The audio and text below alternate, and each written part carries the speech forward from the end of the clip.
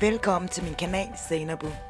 Den her dokumentarserie er som sagt et forsøg på at sætte ord og tanker på nogle af de bekymringer, jeg har, når det kommer til hele den teknologiske udvikling, og mere specifikt den måde teknologiens manipulerende og desorienterende mekanismer påvirker os alle sammen.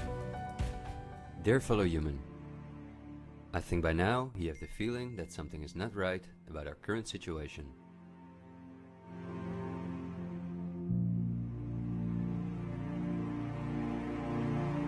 But I also think that the many ill-founded conspiracy theories may have caused you to distance yourself from both the media scaremongering and from those who spread the conspiracy theories. Still, I hope you will listen to me for a moment, because as you watch this video, hundreds of millions of people worldwide are falling into poverty because of the measures that have been in place for so long.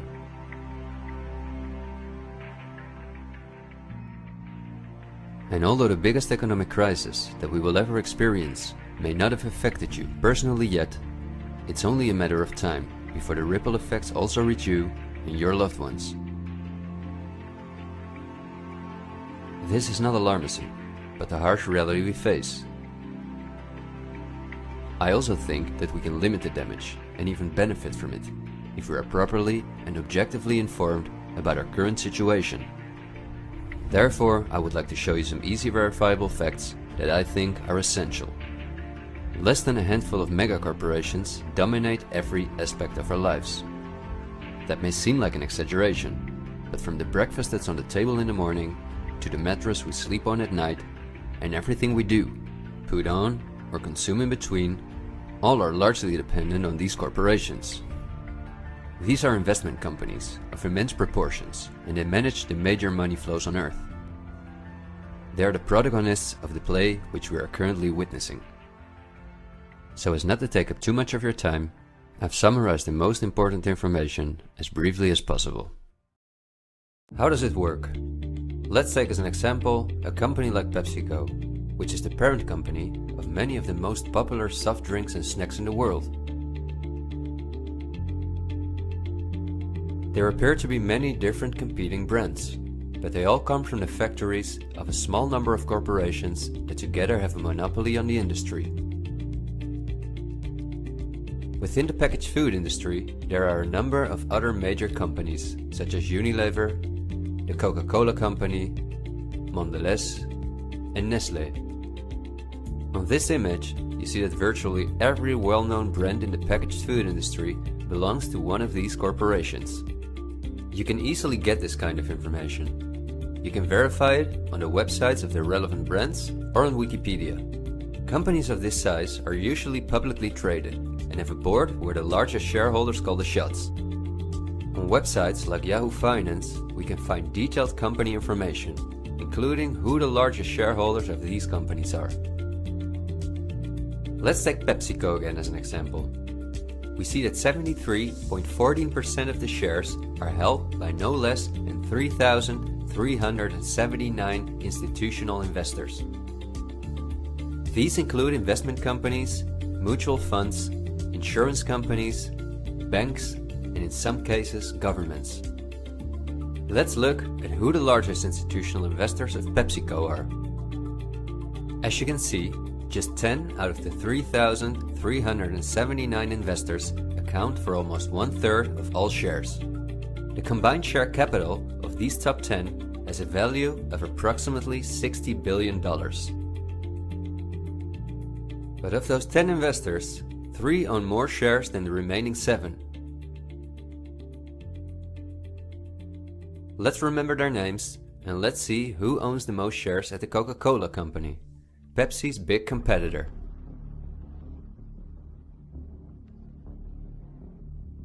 We see that just like with PepsiCo, the majority of the shares are held by institutional investors. Let's look at the top 10 and start with the last one of them. 4 out of these 6 institutional investors we also saw at the last 6 of PepsiCo. These are Norton Trust, JP Morgan Chase, Geode Capital Management, and Wellington Management. Now, let's look at the 4 largest shareholders. 3 of these we also saw in the top 4 at PepsiCo. They are BlackRock, Vanguard, and State Street. And there's another one, Berkshire Hathaway. These are the 4 largest investment companies on the planet. PepsiCo and Coca-Cola are anything but competitors. But also the other big companies that own many brands, such as Unilever, Mondelez, and Nestlé, are owned by the same small group of institutional investors. And you don't only find these names in the packaged food industry. For example, let's look up on Wikipedia what the largest companies are within the technology industry. Facebook owns WhatsApp and Instagram. Together with Twitter, they form the most popular social media platforms in the world. Alphabet is the parent company of all Google businesses, including YouTube and Gmail, but they are also the biggest sponsors and developers of Android, one of the 2 operating systems on which almost all smartphones and tablets in the world run. The other operating system is Apple's iOS. Finally, if we add Microsoft to the other 3, we see that 4 companies produce the software that almost all computers, tablets and smartphones in the world depend on. Let's see who owns the most shares of these powerful companies. If we look at Facebook, we see that more than 80% of the shares are owned by institutional investors. These are the same names we saw in the food industry. Again, the same investors at the top. Then Twitter, which with Facebook and Instagram makes up the top 3. Amazingly, we see that the company is also owned by the same investors.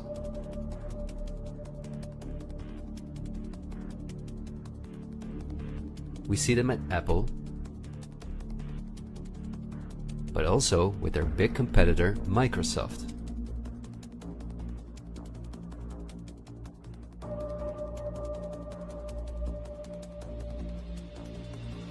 When we look at all the other companies that dominate the technology industry and build our computers, TVs, smartphones and household appliances, we see the same big investors who own a majority of the shares.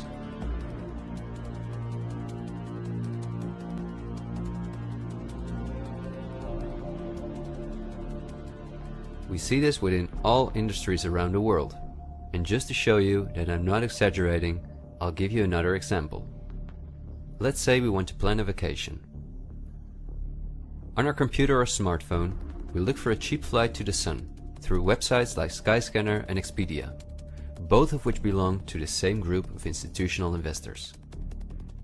We fly with one of the many airlines, of which the majority of the shares are often owned by the same investors or by governments, like Air France-KLM. The aircraft we fly is in most cases a Boeing or an Airbus. Again, we see the same names. We look for a hotel or an apartment through Booking.com or Airbnb.com. Once we arrive at our destination, we go out for dinner, then we write a review on TripAdvisor. The same investors are at the basis of every aspect of our journey, and their power goes even much further, because even the kerosene that fuels the plane comes from one of their many oil companies and refineries. Just like the steel that the plane is made of comes from one of their many mining companies. This small club of investment companies, banks and mutual funds are also the largest shareholders in the primary industries, where raw materials come from. If we look on Wikipedia for the largest mining companies in the world, we see that their shareholders are the same institutional investors we see everywhere else. The same goes for the largest agricultural companies in the world, that our entire food industry depends on. For example, they own Bayer, the parent company of Monsanto, the world's largest seed producer, which produces 90% of all the cotton seed on Earth, as well as the majority of all other seeds. But these institutional investors are also the shareholders of the largest textile manufacturing companies in the world, and even the numerous popular clothing brands that turn the cotton into the clothes we wear are owned by the same group of investors.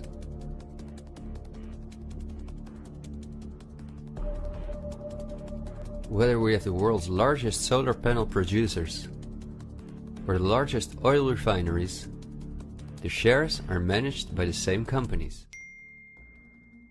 They own the tobacco companies, who produce all the popular tobacco brands in the world. But they also own all the major companies in the pharmaceutical industry and the scientific institutes that produce the drugs. They own the companies that produce our metals and raw materials, and the entire automobile, aircraft and arms industry where those metals and raw materials are processed.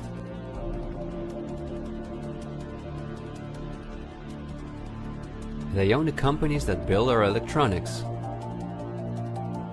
They own the big department stores and online marketplaces.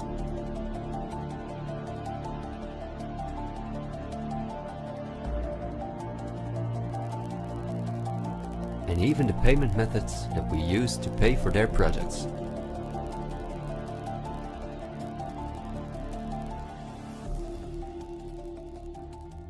En af de fantastiske kvinder, der inspirerede mig til den her dokumentarserie, er Johanna Zuboff, Harvard-professor, forfatter, filosof, socialpsykolog med mere. Hun har skrevet bogen The Age of Surveillance Capitalism, som blev udgivet i 2019. I bogen forklarer hun, hvorfor hun mener, at vi flere og flere steder rundt i verden, langsomt men sikkert, har bevæget os ind i det, hun kalder for kapitalistiske overvågningssamfund. Hun forklarer, at vores private og personlige oplevelser er blevet hijacket, og at de bliver brugt som råvarer, som ekstremt værdifulde digitale produkter. Vi er alle sammen blevet polariseret af mekanismer og salgsmetoder, som er uforståelige og uopdagelige. Mekanismer, som er skabt udelukkende for at aflede vores opmærksomhed og for at skabe uklarhed.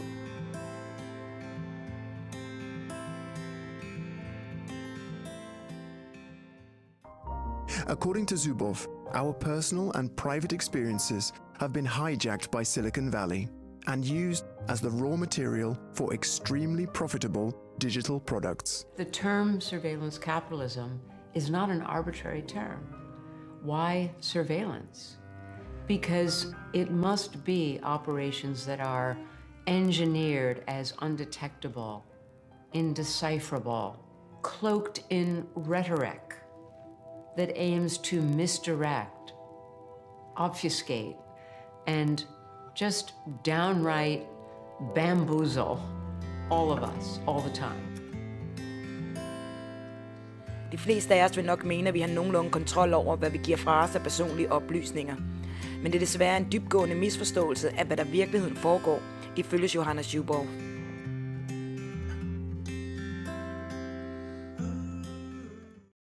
How all this comes into play when I buy a pair of shoes on the internet?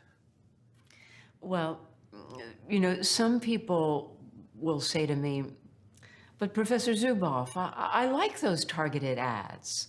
They're so useful, or I enjoy personalized services. Sometimes people will say, I have nothing to hide, so I don't care what they take.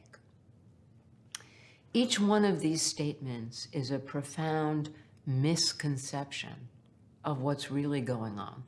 We think that the only personal information they have about us is what we've given them.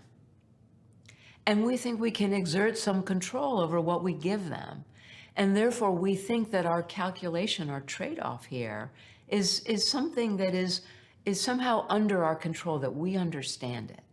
What's really happening is that we provide personal information, but the information that we provide is the least important part of the information that they collect about us.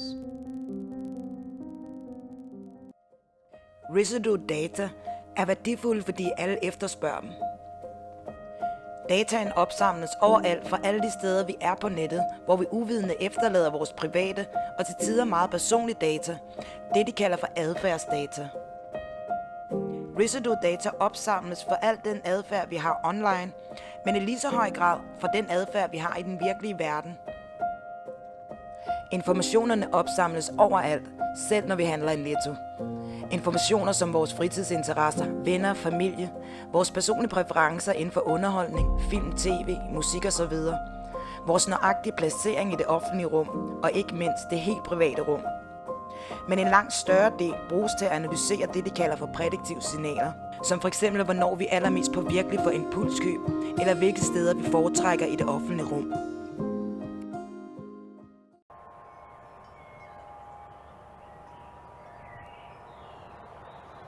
The search information we retain, we do for quality purposes. So for example, the Google spell checker, our Did You Mean feature that appears on Google, has been built using long periods of data around someone issuing a query and then issuing another corrected query right after that, and us learning those corrections. And it actually takes more than 30 days worth of data to build the world-class spell corrector that we have. The companies like to say, we collect data so that we can improve our service.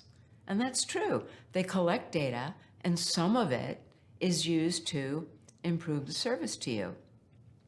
But even more of it is analyzed to train what they call models, patterns of human behavior.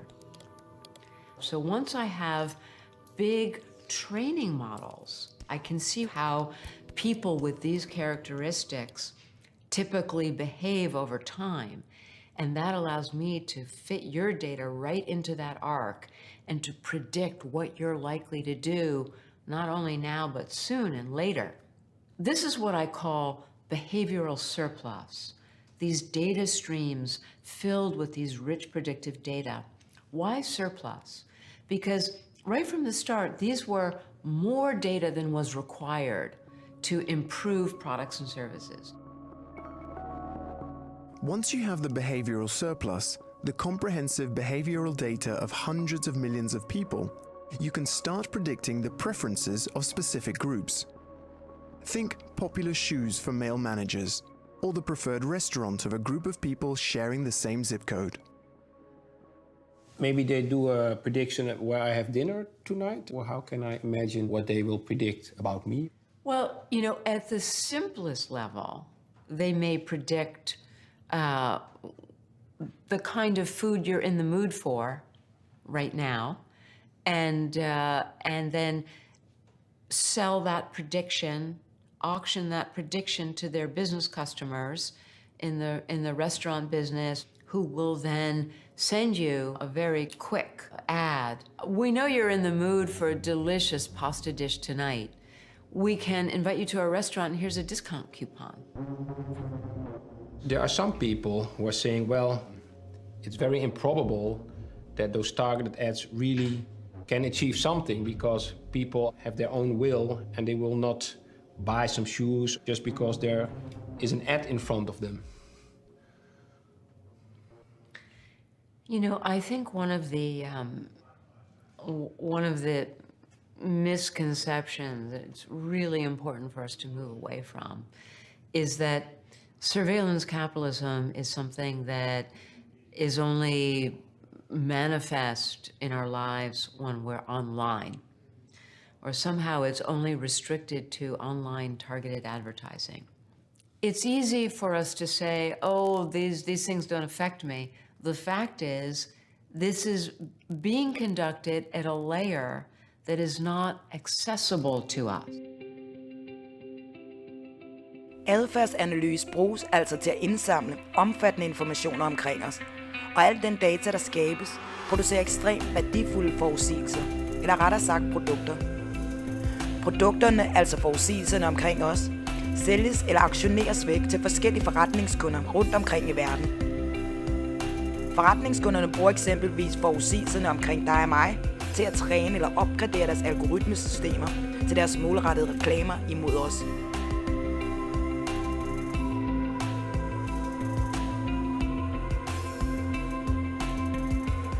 Men som Johanna Schuborg forklarer, så er virkeligheden den, at alt det her foregår i det skjulte, og det gennemføres i et lag, som bestemt ikke er tilgængeligt for os, fordi du og jeg selv er ikke kunden, men snarere produktet. I don't know, man. I think it's the conspiracy of our time. We're getting sucked into this digital grid. We're giving away all our personal information. We're getting sucked into this digital vortex. You know, when I was a kid, we talk about how the CIA could see inside our homes. The CIA could hear our phone calls. It was big brothers watching. Now, some corporation comes along. They tell us to take all our personal information, just give it away for free. Now the CIA wants your information. All they got to do is friend request you, right? We're a generation of peeping Toms. We can see inside everybody's homes. We don't have to be invited over. We're coming anyway. We're like taking pictures of our stuff and putting it online so everyone can see our stuff. Look at my car. Look at my girlfriend. Look at my boyfriend. Look at my pool table. Look at my pool. Look at my new hubcaps. Look at my stuff.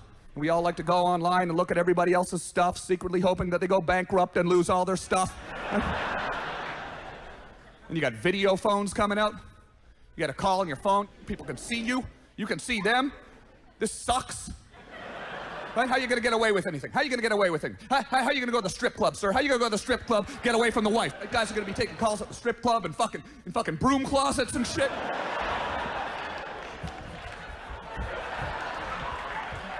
Hey, honey, just doing a little sweeping here. Sweeping. Right? Strip clubs are going to have to adapt, right? They're going to have to adapt. They're going to build rooms off the side of the stage, you know, with like a Hollywood-style set built to look like a post office or something. Hey, honey, just sending some mail. Got to pay those bills.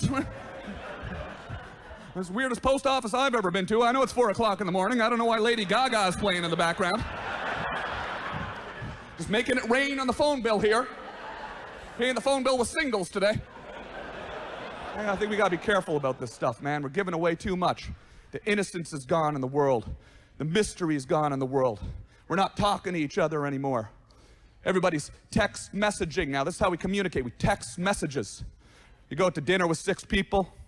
3 of them will be texting under the table, talking to 3 people they'd rather be eating dinner with than you.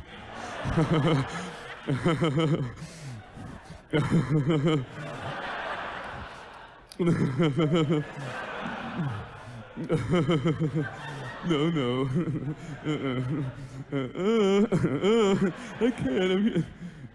I can't. I'm here with everybody.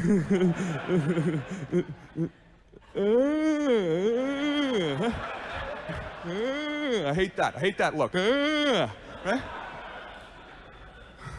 Bring a book to the dinner table. I think we should start bringing books to the dinner table. If it pisses you off, bring a book, right? People start texting in front of you, whip out a copy of Moby Dick.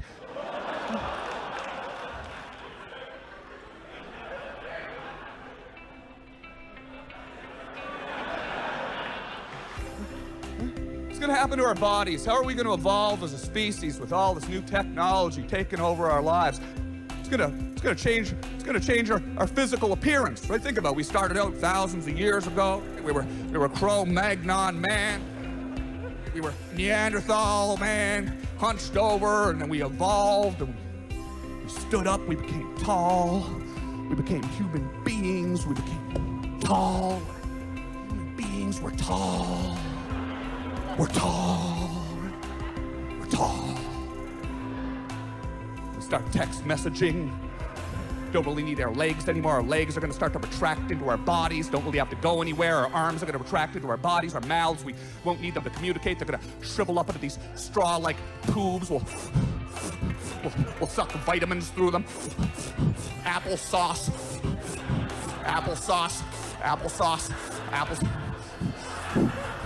We'll become these Jabba the Hutt type blobs with nothing left.